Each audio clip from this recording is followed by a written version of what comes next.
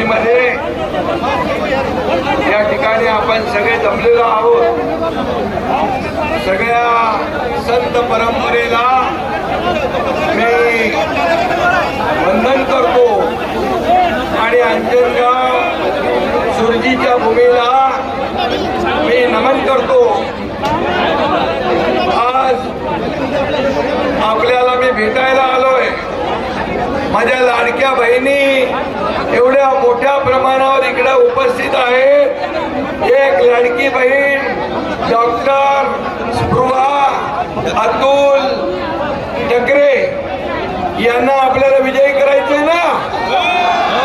लाडक्या भावांना विचारतोय, सगळ्यांना विचारतोय, यांना आपल्याला 20 तारखेला धनुष्यबाणावर मतदान करायचंय ना.